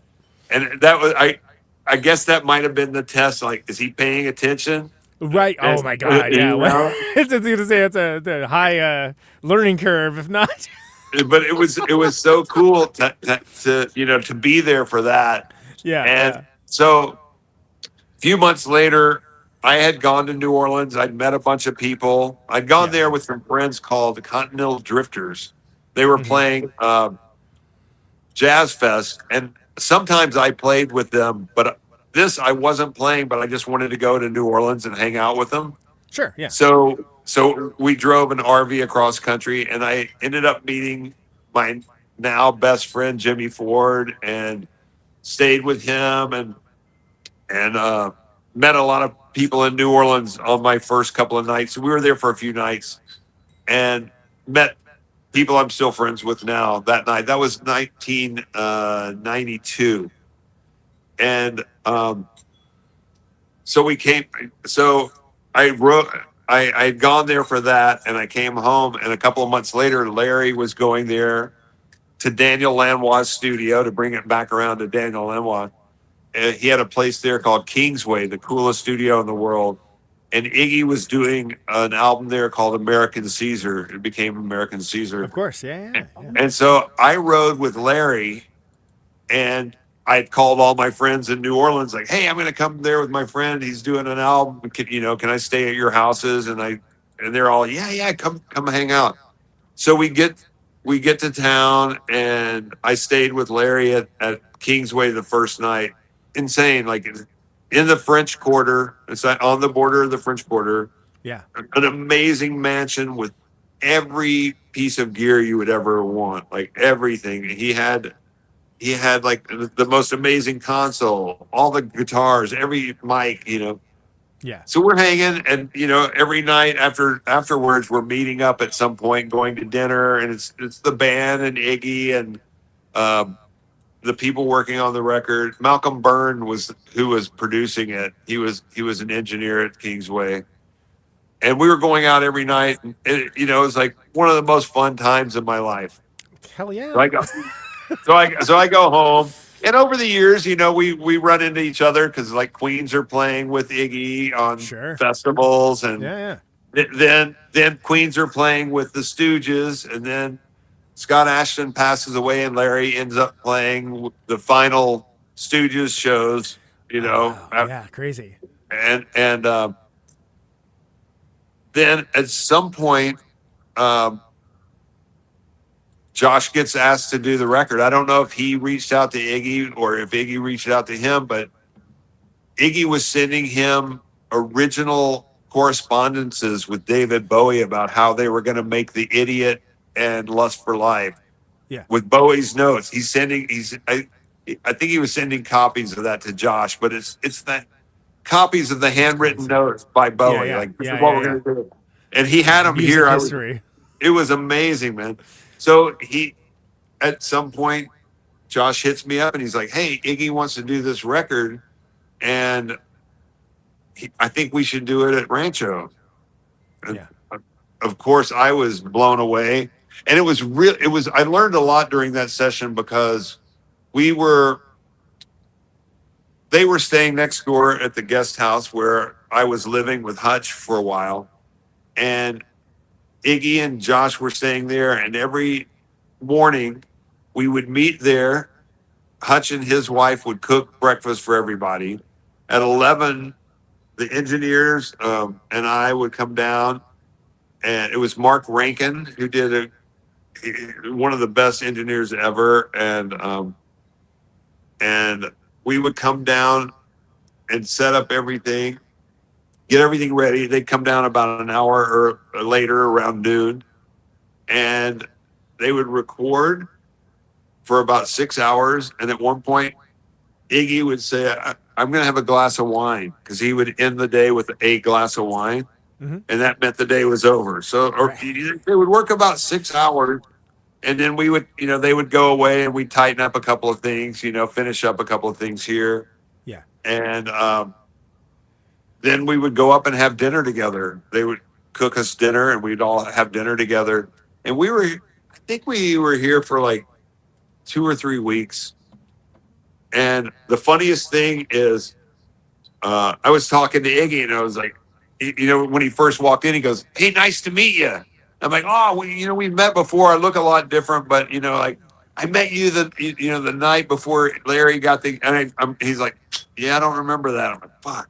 I'm like, "Oh, I was at Larry's first gig. We all went up." He's like, "No." I'm like, I was in New Orleans when we were all going out, and like, these are my favorite moments I've ever had in my life. Sure. Yeah, of course. And he's just like, "No, I don't remember that." Doesn't ring a bell. And we played with you at this show, and you came in. We're hanging out. I was like, "Nah." I was like, he goes, "I forgot a lot of things over." And I'm like, "Oh my God, man!" But the funnest. That guy's nights lived of a my lot of life. life. I wouldn't take it personally, right? I mean, I didn't take it personally, but I was a little. I was like, "Damn, man, those are pivotal moments in my entire life." My most famous moments. But I don't think he's like an Ian MacKaye who has like instant recall of every interaction he's ever had in his entire life. I mean, that guy's insane, dude. It's crazy. No, but it is, right? He is that guy. He can remember everything. It's really wild. Well, he never touched drugs or alcohol. Yeah, I mean, I think Iggy might have had drugs or alcohol once. He might have dabbled. Yes, he might have dabbled or something.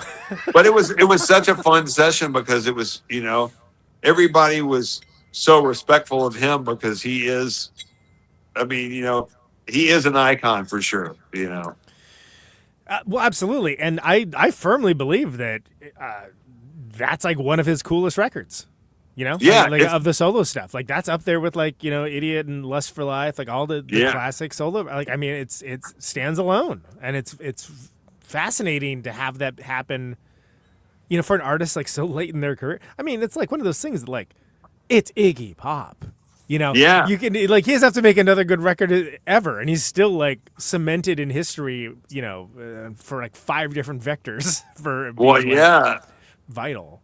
I think I first saw him in 1980, and his band was him, Clem Burke, Frank Infante, and Nigel Harrison from Blondie, with Carlos Alomar playing guitar. And it was one of the best concerts I've ever seen in my entire life, because it was Zombie Birdhouse tour, I believe. Oh, sure. Okay. And that was kind of at the time, one of my last favorite Iggy records for a minute. I love that album. Chris Stein produced it too, which was amazing. And that show is literally up in my top 3 or 4 of all time.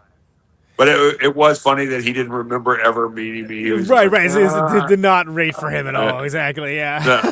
And I was like, okay. I didn't take it personally, but I was kind of whatever. crushed a little bit too. Yeah. It's like, okay, well, that's what you can do. No, but I mean that is such a neat record, and I like that. Well, I guess that was that documentary. I saw that documentary that they did. That was so long ago I saw it, but I really like it. It's like, let's take it on the road, man. Like, let's go. And Sweeney gets involved, and like, it was a neat little exciting chapter in again, and I hate to phrase it this way, but with some legacy artists, it's just like, they got a new record. Hey, good for them. Yeah. They're still doing it. They're still doing it. Good for them. Yeah. I mean, I won't name names, but definitely there's a few that are out there where you're just like, yeah, good. All right. Yeah. All right. Yeah. I'll continue to listen to the ones that I like. Yeah, but that one is really great, and it sounds way different from every album. And that was what made him so cool when he was doing all those cool albums in the 70s and 80s, was that they were all different, They all had a different vibe, because he wasn't resting on his laurels like, let me just do this album again, or well, and I'm so glad it isn't, but like, if it had been his last record, it would have been like perfect, right? Like the denouement of it all, like where it ends with like Paraguay and whatnot. He goes that long incensed rant into there. It's like, it's so good. It's escalating. It's such a neat, like, it's more interesting and dangerous than it would have than you might have expected to be, and like I look perfect.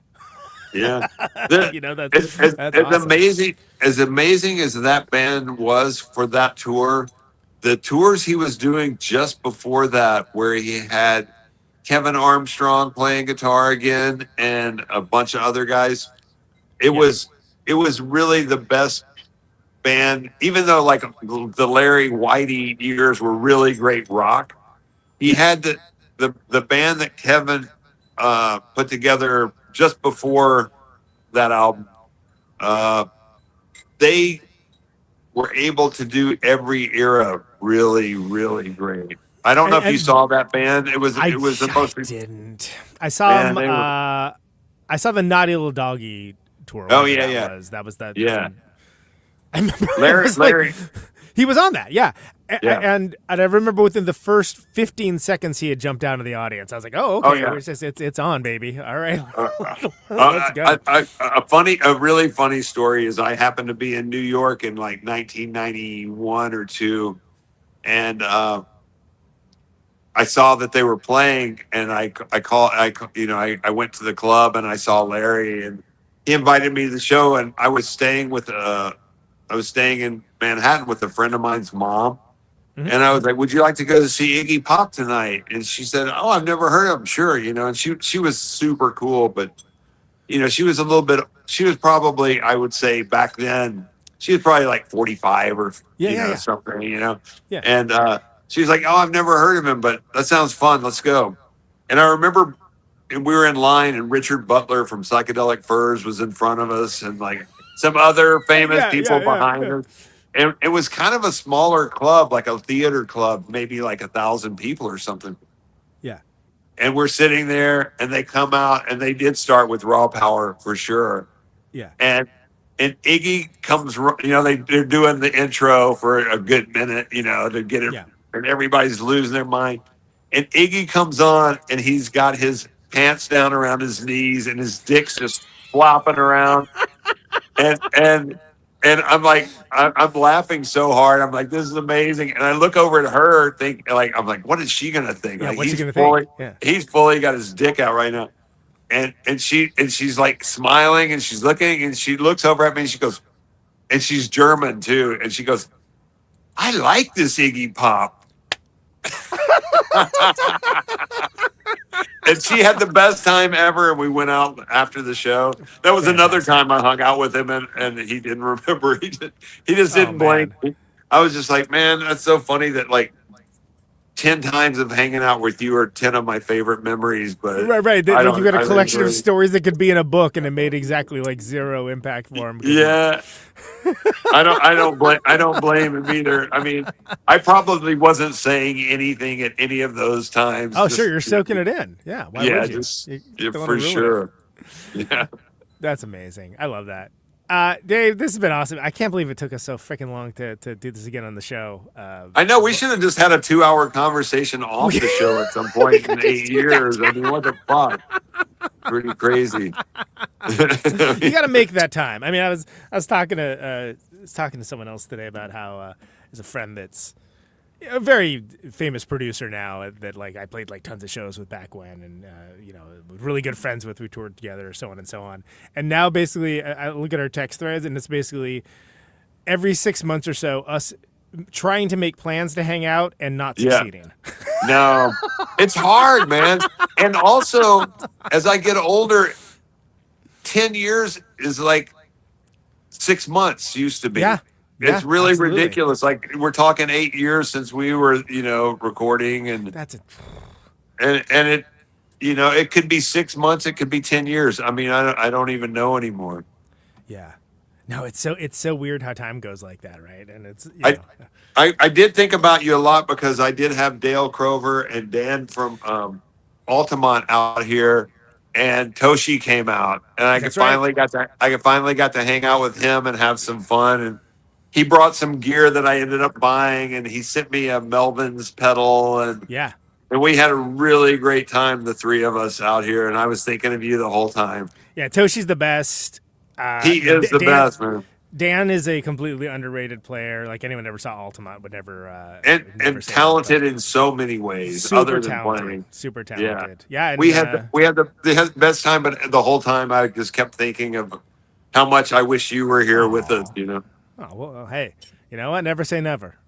Yeah, never man. say never. He's there's We'll talk. We'll talk. Okay. Well, I really thank you for having me on the show, man. I appreciate it. No. It's again like it's one of those things where it's like I knew we'd get to it eventually, and we did, and I knew it was going to be awesome, and it was. So there you go. It's a win-win for all involved. Last thing on the show, I don't even remember if I was doing this last time you were on, but I've been asking people this at the end of the show. It's the only canned question that I ask. Yeah. You can choose to interpret it however you like. Okay. Why do you do what you do? Because I love it, and it's the most fun thing you could ever imagine doing. Like hanging out with cool people, making music that transforms other people's lives and their lives, and I'm extremely fortunate that I can do that and be a small part of helping people achieve that. Love it. Dave Ketching, thank you so much, sir. Appreciate you. I love you, dude. So great to see you, man. I'll see you. It won't be however many years next time, I swear. I hope so. It'll be a lot sooner. sooner. Got to get you back out here. I'm going to send you my new gear list so you can get inspired to get out here again. Hell yeah. I love it. All right. Take care, brother. Appreciate you. All right, you too. Thank you. All right, bye. Dave Ketching, what a cool guy. One of my favorite dudes. One of my favorite dudes in general, certainly in music. Let's hear I'm gonna throw in a Mojave Lords song. Let's hear Mojave Lords.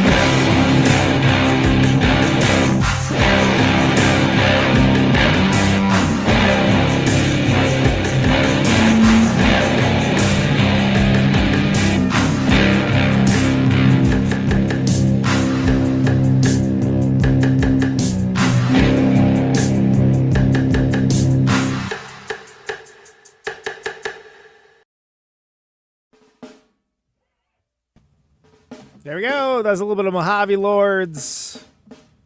Mojave Lords, of course, the band with Dave Ketching, my guest tonight, with Brian O'Connor, Jonathan Russo, and Bingo, Kevin Ritchie. So, yeah, that was Dave Ketching. What a cool guy, man. How have I not have him on like 15 times? Dumb Conan. Figure it out. You can find all things Dave Ketching on the internet where we all live. He's got a great Instagram account. You should definitely follow him if you're on that. Rancho De La Luna, of course, stands alone. Pay attention to the Rancho De La Luna Mezcal, too. We'll link to that. It is really good. I know I basically did a commercial for it, but... thank you so much. The name of the show is Conan Neutron's Protonic Reversal. You can find the show normally Thursdays, 8 Eastern, 7 Central, 6 Mountain, 5 Pacific, streaming live on YouTube and Twitch. Podcasted later, everywhere, always free. No ads, no sponsors, no kidding. Patreon.com/Protonic Reversal for $1 a month. Supports the show and helps get you those episodes sooner. It's deeply appreciated. If you haven't joined the Patreon really should. Thank you. Yeah. Patreon.com. That's what I'm pushing. One more episode that I'm out for tour for a month, and then back in September. So, Mr. Fly's guys are coming back on. We got Glenn and Danny coming on. Got Magata Morta, all that good stuff. See me on tour, neutronfriends.com, West Coast, and select Midwest states. Come check it out. Come say hi. Should be good. What else? Man, I'm tired. That's what else. Just thank you, everybody. I don't take it lightly, this support. So thank you. Stay safe out there. And as always, check you later. Out on Route 128, you're dark and lonely. I got my radio on. Can you hear me now? Can you hear me now?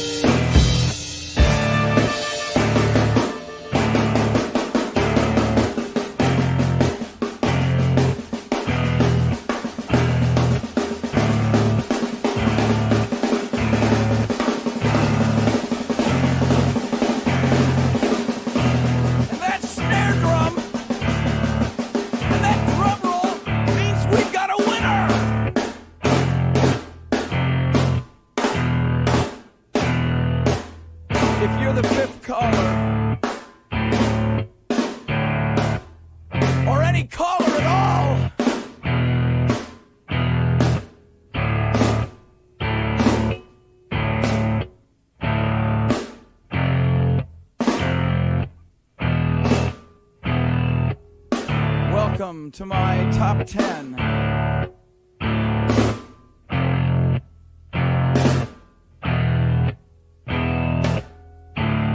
I'd like to thank our sponsor. But we haven't got a sponsor. Not if you were the last man on Earth. She was prepared to prove it. This one goes out to a special girl.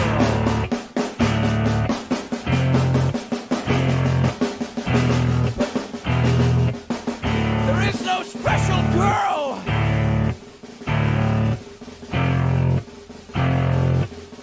It's the end of radio.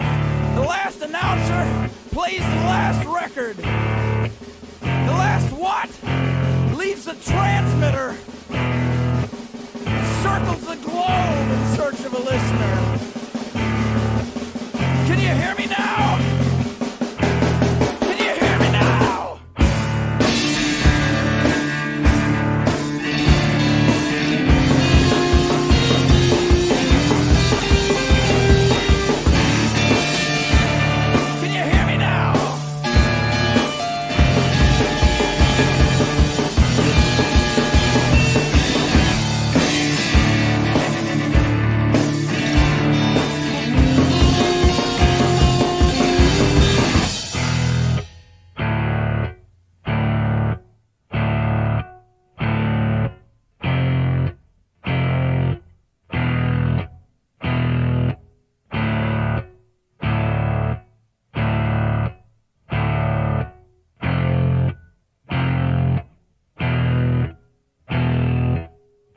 it really broadcasting if there's no one there to receive?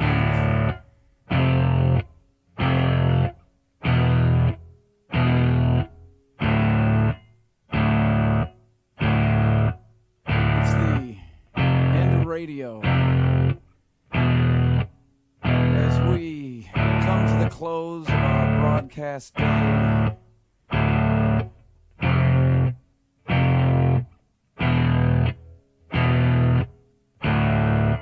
got my radio on.